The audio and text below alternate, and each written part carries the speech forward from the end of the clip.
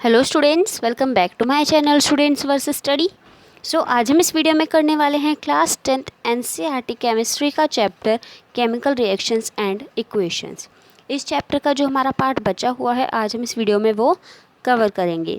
सो चलिए स्टार्ट करते हैं। आज की इस क्लास में हम पढ़ेंगे कि ऑक्सीडेशन रिएक्शन क्या होती हैं, रिडक्शन रिएक्शन क्या होती हैं, हमारी रेडॉक्स रिएक्शंस के कुछ एग्जांपल्स भी पढ़ेंगे और हम रेंसिडिटी और कोरोजन के बारे में भी पढ़ेंगे। तो चलिए शुरू करते हैं। अब सबसे पहले हम बात करते हैं कि ऑक्सीडेशन क्या होता है। The addition of oxygen to a substance is called oxidation. यानी कि जब हम किसी सब्सटेंस में ऑक्सीजन को ऐड कर दे तब होता है हमारा ऑक्सीडेशन। ऑक्सीडेशन यानी ऑक्सीजन का एडिशन, यानी ऑक्सीजन का एडिशन। और ऑक्सीडेशन की एक और डेफिनेशन है that the removal of hydrogen. किसी भी सब्सटेंस में ऑक्सीजन ऐड करना is called oxidation and hydrogen remove करना is also called oxidation. And reduction reaction is actually opposite to oxidation reaction, that the addition of hydrogen to a substance is called reduction. Reduction का मतलब है hydrogen का addition किसी substance में और oxygen का removal. दोनों ही डेफिनेशन हमारी रिडक्शन रिएक्शंस की हैं। सो ऑक्सीडेशन रिएक्शन में हमारा था addition of oxygen and removal of hydrogen, and reduction reaction में हमारा addition of hydrogen and removal of oxygen. अब बात करते हैं हम जिसमें सबसे ज़्यादा बच्चे कंफ्यूज होते हैं, वो है हमारा ऑक्सीडाइजिंग एंड रिड्यूसिंग एजेंट, कि हमारे ऑक्सीडाइजिंग और रिड्यूसिंग एजेंट होते क्या हैं। सो ऑक्सीडाइजिंग एजेंट हमारे वो सब्सटेंस होते हैं जो खुद पहले से ऑक्सीडाइज्ड होते हैं और वो अपना ऑक्सीजन रिएक्शन के बाद किसी और को दे देते हैं। सो वो किसी और को ऑक्सीडाइज कर रहे हैं, अपना ऑक्सीजन दे रहे हैं, तो तब वो बन जाते हैं ऑक्सीडाइजिंग एजेंट। जो अपना ऑक्सीजन किसी और को दे रहा है रिएक्शन के बाद एज अ प्रोडक्ट, तो तब वो बन जाता है हमारा ऑक्सीडाइजिंग एजेंट। और फिर उसका रिड्यूसिंग एजेंट कौन होगा? जो उसका ऑक्सीजन ले रहा है वो उसका रिड्यूसिंग एजेंट हो जाएगा। ठीक है। हमारे ऑक्सीडाइजिंग एजेंट के जैसा कि मैंने अभी आपको बताया था addition of oxygen, removal of hydrogen, तो वो सब्सटेंसेस जो अपना ऑक्सीजन जो है किसी और को दे दे तब वो बन जाते हैं ऑक्सीडाइजिंग एजेंट। और जब वो दूसरे का हाइड्रोजन अपने ऊपर ले ले तब वो बन जाता है ऑक्सीडाइजिंग एजेंट, क्योंकि removal of hydrogen is called oxidation and दूसरों को ऑक्सीडेशन करना इज रिमूवल ऑफ हाइड्रोजन। और हाइड्रोजन को अगर हम किसी से रिमूव करके अपने पे ले रहे हैं तो हम एक ऑक्सीडाइजिंग एजेंट बन गए, क्योंकि हम दूसरे का रिमूव करके अपने ऊपर ले रहे हैं। देन अगर हम रिड्यूसिंग एजेंट की बात करें तो रिड्यूसिंग एजेंट हमारे वो वाले सब्सटेंस होते हैं जो अपना जो हाइड्रोजन होता है वो दूसरे को दे देते हैं। जैसे उसमें ऑक्सीजन दूसरे को दे रहे थे वैसे इसमें हम हाइड्रोजन दूसरे को दे देते हैं। या फिर अगर हमारे किसी सब्सटेंस के पास ऑक्सीजन है तो हम उसका ऑक्सीजन ले लेते हैं तो वो रिड्यूस हो जाता है, तो हम बन जाते हैं उसके रिडक्शन एजेंट, रिड्यूसिंग एजेंट, कि हम जो है एक एजेंट का काम कर रहे हैं उसको रिड्यूस करने में। और ये ऑक्सीडेशन और रिडक्शन रिएक्शन को हम कलेक्टिवली जो है एक साथ बोलते हैं redox reaction. RE for reduction and RED for reduction and OX for oxidation reaction. अब इस रेडॉक्स रिएक्शंस के हमारे कुछ एग्जांपल है। Copper oxide plus hydrogen gas gives you copper plus water. अब यहाँ पर जो है हम देखेंगे कि जो सब्सटेंस हमारा पहले ऑक्सीडाइज है वो है हमारा CuO यानी कॉपर ऑक्साइड, क्योंकि इसमें हमारा ऑक्सीजन प्रेजेंट है। अब इसमें हमारा ऑक्सीडाइजिंग एजेंट क्या होगा? इसमें हमारा ऑक्सीडाइजिंग एजेंट होगा CuO। Cu नहीं होगा, CuO होगा, क्योंकि ऑक्सीजन तो इसके पास है ना एक्चुअली में, तो ये अपना ऑक्सीजन जो है हाइड्रोजन को देता है तभी तो जाके हमारा वाटर बन पा रहा है। सो जो हमारा CuO है वो तो हो गया हमारा ऑक्सीडाइजिंग एजेंट। और हमारा यहाँ पर रिड्यूसिंग एजेंट कौन होगा? यहाँ पे हमारा रिड्यूसिंग एजेंट है हाइड्रोजन गैस, क्योंकि इसने जो है हमारे CuO का ऑक्सीजन का जो मॉलिक्यूल था वो अपने ऊपर ले लिया। And removal of oxygen is called reduction, तो ये इसको रिड्यूस कर रहा है, तो ये इसका रिड्यूसिंग एजेंट हो गया। देन सेकेंड एग्जाम्पल हम लेते हैं hydrogen sulphide and chlorine gas का, जो कि हमें बाद में देता है sulphur and hydrochloric acid.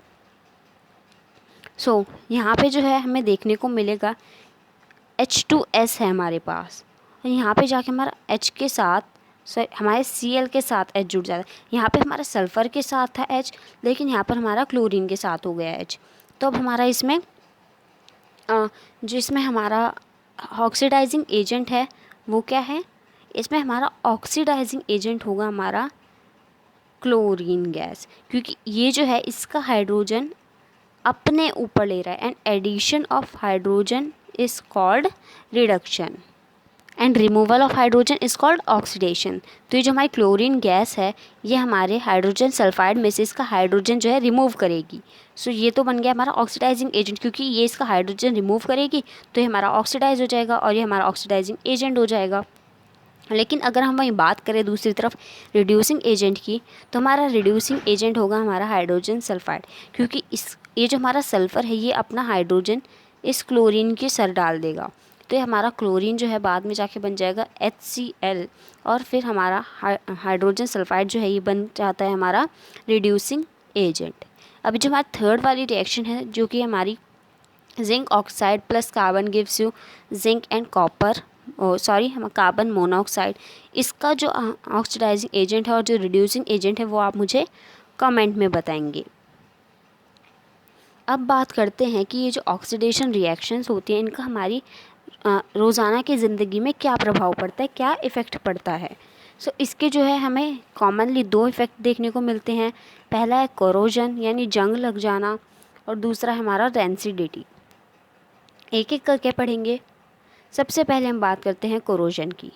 Corrosion जो है एक ऐसा प्रोसेस है जिसमें हमारा कोई भी मेटल जो है अपने आसपास में प्रेजेंट चीज़ों के साथ रिएक्ट करने लगता है, और वो आसपास की चीज़ें कौन सी है, एयर, यानी हमारे एयर में जो ऑक्सीजन प्रेजेंट होती है, हमारे एटमॉस्फेयर में, हमारे सराउंडिंग्स में मॉइस्चर प्रेजेंट होता है, तो वाटर और हमारे ऑक्सीजन के साथ मेटल जो है रिएक्ट करता है और उसको जो है जंग लगना शुरू हो जाता है, वो करोड होना शुरू हो जाता है।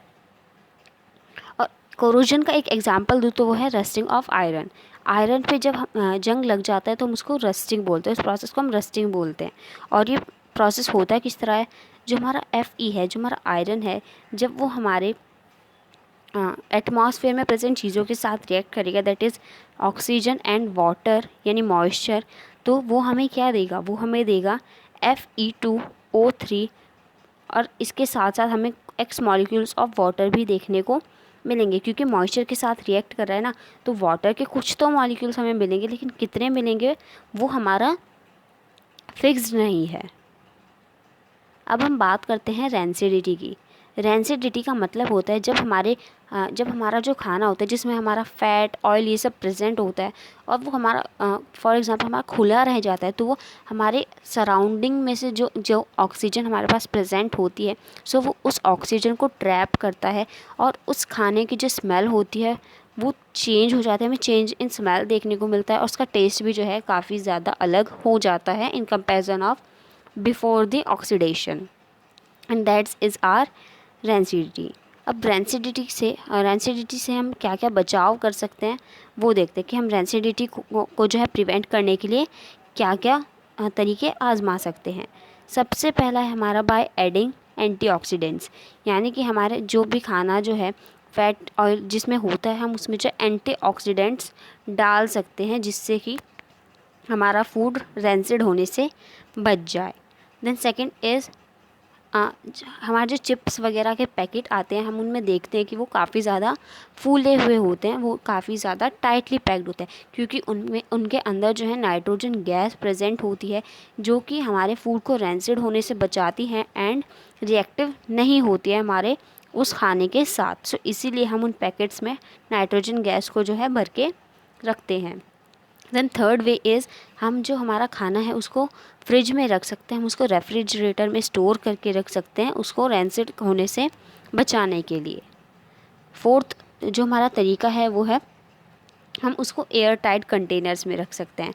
फॉर एग्ज़ाम्पल अब हमारा जो प्लास्टिक के टिफ़िन बॉक्स होता है, हमें उनमें खाना नहीं रखना चाहिए, क्योंकि जो हमारा प्लास्टिक होता है उसके अंदर जो हमारा खाना प्रेजेंट होता है वो भी हमारा रिएक्ट करता है। हमें जो है स्टील या फिर टिन, इन सब के जो बर्तन होते हैं उनमें ढक्कन लगा के अच्छे से उनको बंद करके ऐसे कंटेनर्स में रखना चाहिए, जिससे कि उसमें ऑक्सीजन की जो मात्रा है या तो बिल्कुल ना हो या फिर हो तो बहुत थोड़ी हो, कि रिएक्ट करने के लिए भी काफ़ी ना हो।